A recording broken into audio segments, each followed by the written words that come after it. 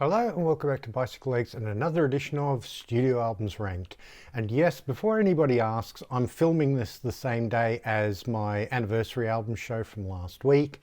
So that's why I've got the same t-shirt on. I did switch hats though. Today we're going to be looking at the catalogue of one of my favourite new wave bands of all time, which is the B-52’s. Wonderful band from Athens, Georgia. You know, started in the late 70s, still going today, still touring. Their last album though was in 2008.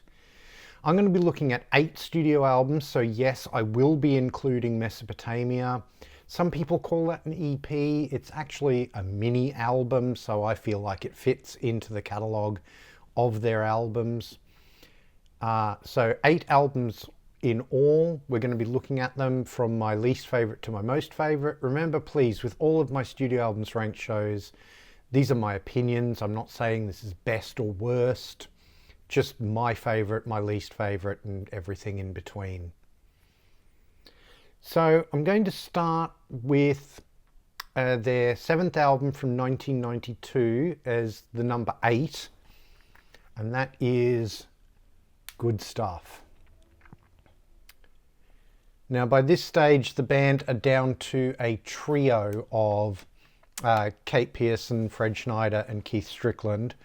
Cindy Wilson left the band temporarily. I think she was having children, she was raising a family, didn't want to be out on the road and all that sort of thing. This is still a good album. It's just not my favourite. So I feel like some of the quirkiness is gone. It's got a more streamlined sound.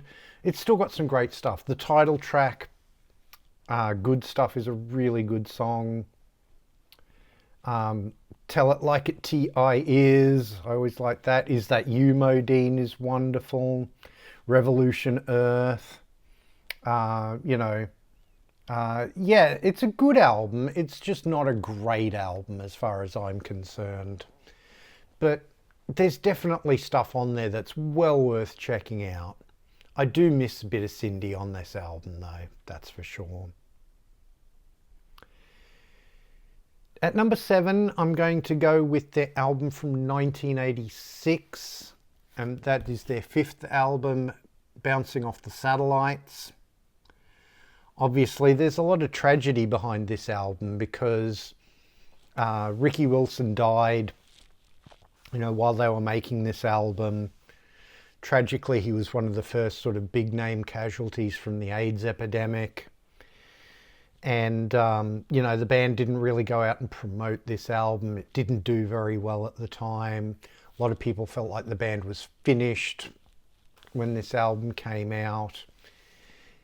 Having said all that, there's some really good music on this album. Things like Summer of Love and Girl from Ipanema Goes to Greenland. But also She Breaks for Rainbows, great instrumental, Theme for a Nude Beach, Detour Through Your Mind, Wig. I like Kate Pearson's Housework. Yeah, there's some really good stuff on this album, but it's just, I think there are better albums in the B-52's catalogue. It certainly has that lovely colourful sound. This one does definitely have a very sort of Fairlighty kind of sound too, so, that can put a lot of people off with this album, which I understand. I do get it, but I like this album. This album has grown on me over the years. And the fact that I've got it at number 7 just is a bit of a testament to what I think we have to come. So, yeah, at number 6, this is going to be a lot higher on a lot of people's listings, I'm sure. But it's my number 6. It is their big comeback album from 1989, and that is Cosmic Thing. Obviously, first album without Ricky Wilson. The remaining 4 of Cindy Wilson, Kate Pearson, Fred Schneider, and Keith Strickland get back together. They work with Nile Rodgers, they work with Don Was, they write some great songs, and they have the biggest hit they've ever had in their career with Love Shack. I know my good friend Peter Kerr hates that song. I really like it. But there's definitely better stuff on this album. Things like Channel Z, Topaz, Rome is a great song, another big hit for them. Deadbeat Club is really good. The title track's really good. I really like Junebug a lot. This is, considering where they've come from with the tragedy of losing Ricky Wilson and all that sort of thing, this is a bright, up-tempo, happy, joyous album. As indeed, I mean, pretty much the whole of the B-52's catalogue could be said to be joyous, and, you know, that's what we love about them, isn't it? This is a great album. I think there's some greater albums to come, but you can't deny this was a huge hit for them. It made them famous all over again, and rightly so, because I love it. My number 5 is going to be their last album from 2008, and that is Funplex. And I am lucky enough to actually have a signed booklet.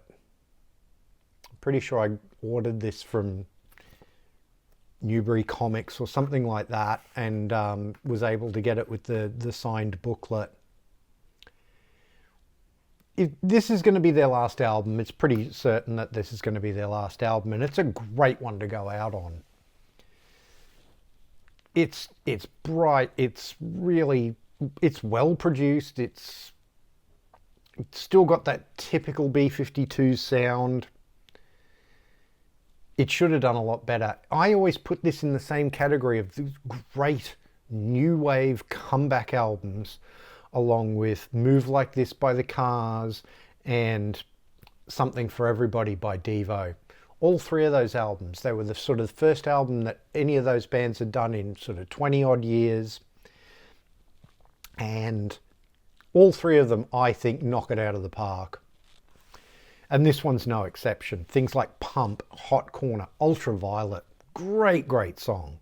Juliet of the Spirits is wonderful too. The title track's great. Love in the Year 3000 I really like. You know, Deviant Ingredient, Keep This Party Going. I mean, it's just great B-52s. All these years later, they still had it. They were still able to deliver the goods and bring out a wonderful album. So now we get into what for me is the top half of the catalogue. All four of these albums are great. I could rank them in any order given the day, but today this is how I've ranked them. I am going to go at number 4 with their album from 1983, and that is Whammy. They're definitely getting a bit more electronic with this album, you know, using mostly drum machines and that sort of thing. Keith Strickland moving on to guitars and keyboards rather than just playing drums. But you've still got some absolute dead set B-52's classics on this album. Things like Legal Tender and Whammy Kiss. Song for a Future Generation. I just find that song delightfully daffy. It's just so out there and just strange and charming. I love it. And you get all 5 of them singing the vocals on that one, which is just wonderful. Butterbean's absolutely great. Trism, Queen of Las Vegas.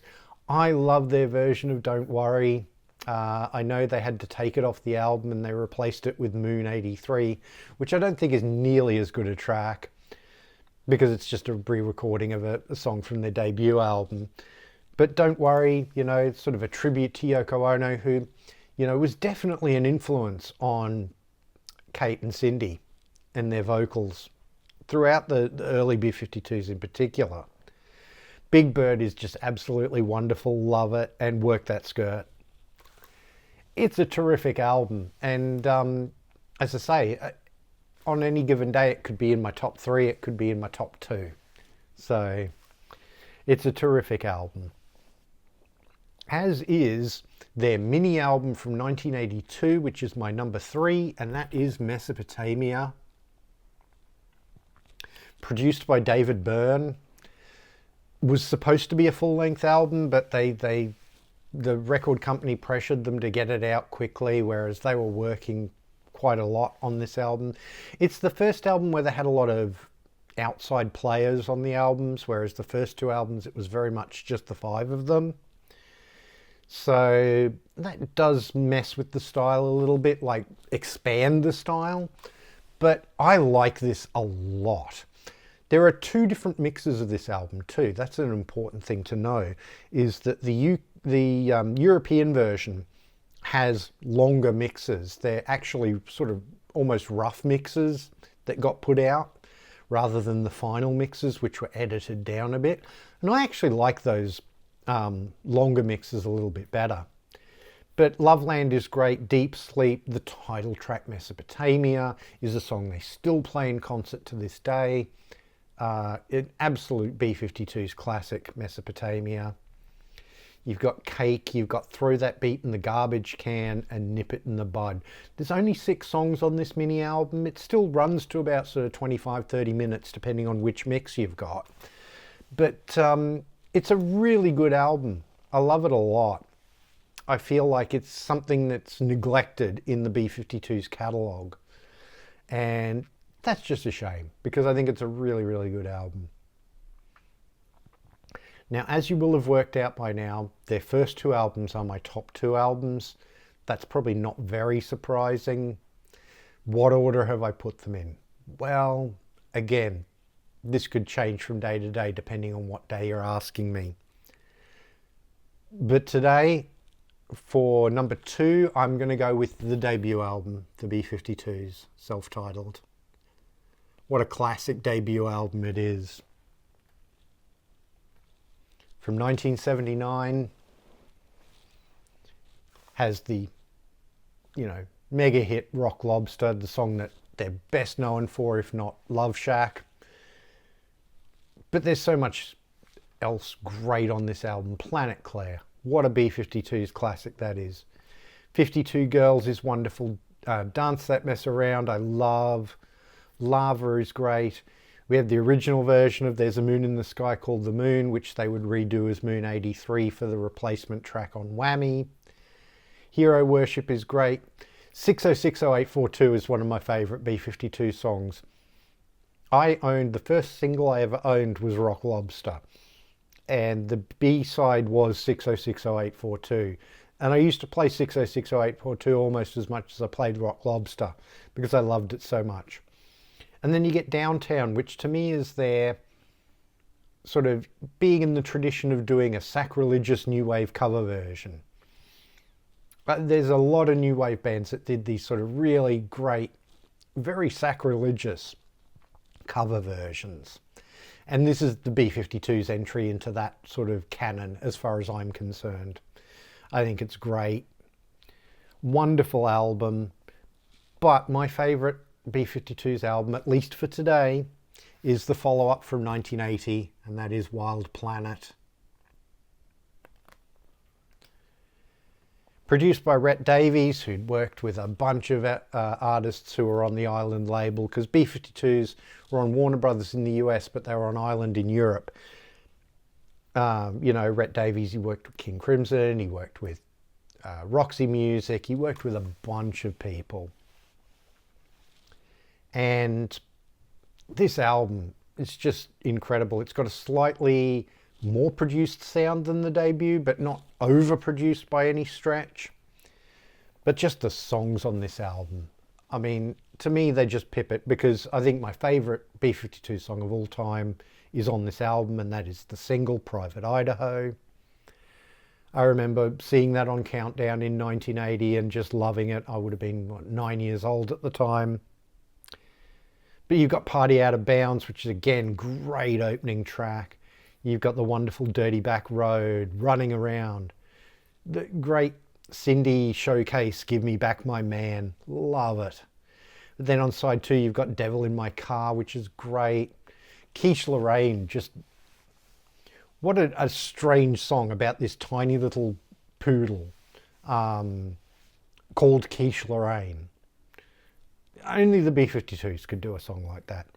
You get the wickedly funny Strobe Light. I love that song to bits. And then the wonderful 53 Miles West of Venus. Just, it's my favourite. I feel like the track listing is just the best track listing they ever did. I love the sound of this album. This is, again, you know, these first two albums, it was just the five of them. And, you know, apart from maybe Ricky Wilson and Keith Strickland, they weren't sort of uber great musicians, but they worked within their limitations really well to produce this wonderful, wonderful music. So yeah, there you have it. That is my B-52's studio albums ranked. Going through them again from my favourite to my least favourite. At number 1, we have Wild Planet. At number 2, the self-titled debut. At number 3, Mesopotamia. At number 4, Whammy. At number 5, we have Funplex. At number 6, we have Cosmic Thing.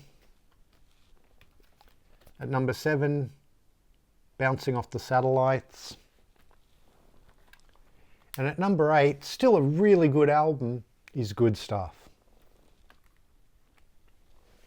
So there you have it. That's my ranking of the B-52 studio albums.